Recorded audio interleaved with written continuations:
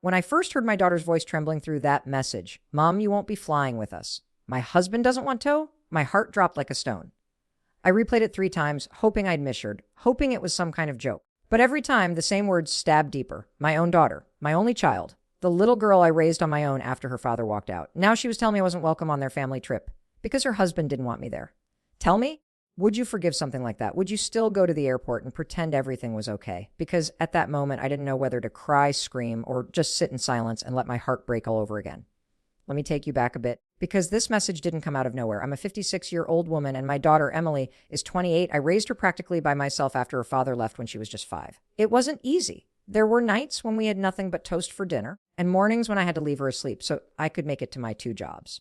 But I did it. I made sure she had everything: a good education, a warm home, and all the love I could give. She was my entire world.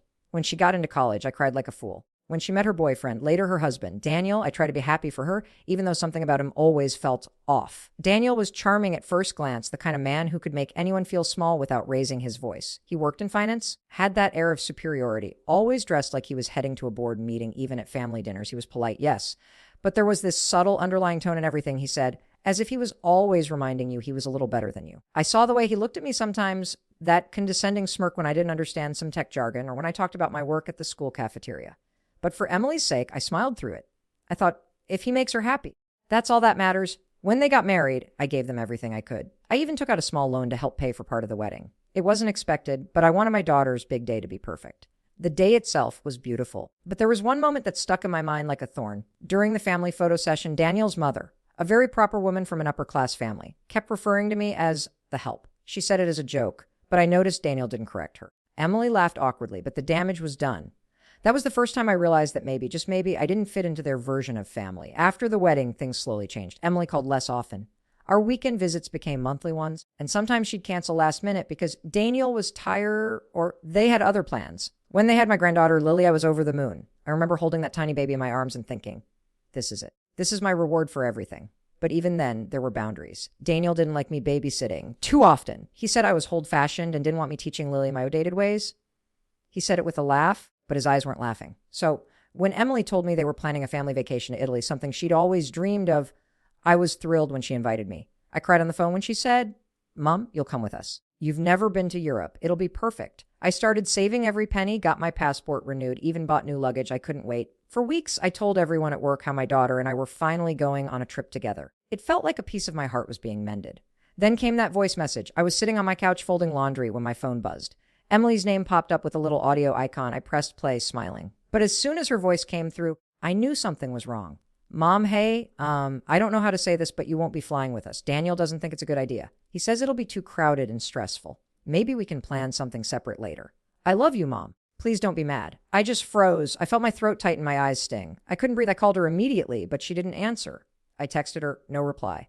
For 2 days, nothing. I couldn't eat, couldn't sleep. My suitcase sat packed by the door, mocking me. Finally, she called back, sounding nervous. "Mom, please understand. Daniel just and it'll be easier with Lily if it's just us this time. We'll do something together later, I promise." I asked her, "Emily, did you even want me to come, or was this all his decision?" She hesitated before whispering, "I wanted you to come, but it's complicated." That was the moment my heart broke in two, because I realized she wasn't standing up for me. She was choosing his comfort over her mother. So that's the situation I was in, abandoned by the one person I thought would never turn her back on me. Before I tell you what I did next, I want you to pause for a second and tell me, what would you have done if you were me? Would you confront them? Would you show up anyway? Or would you quietly walk away and protect your dignity?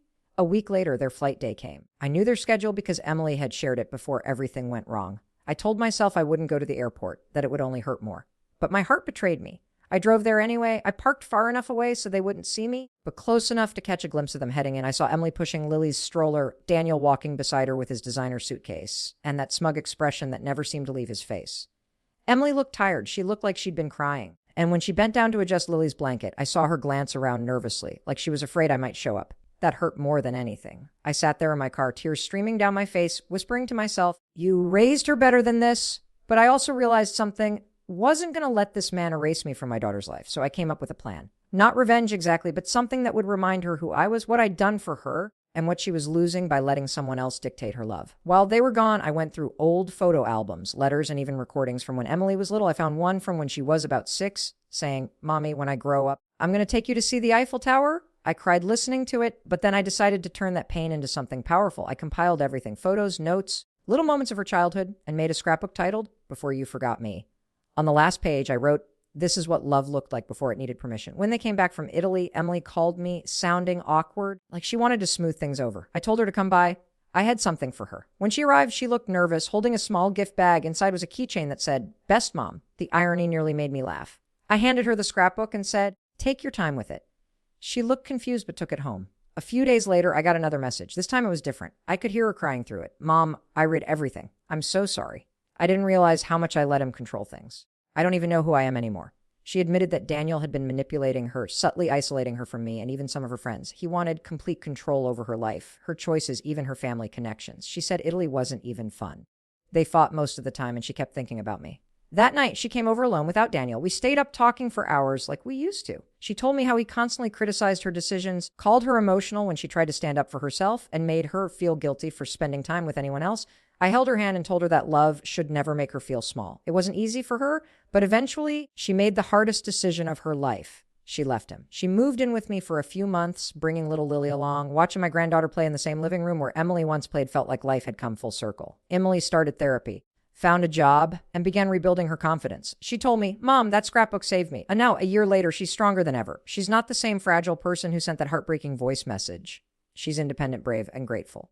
And every time she looks at me, I see a mix of love and guilt, but also healing. Looking back, I realize something important. Sometimes the people we raise grow into adults who forget the sacrifices that shaped them.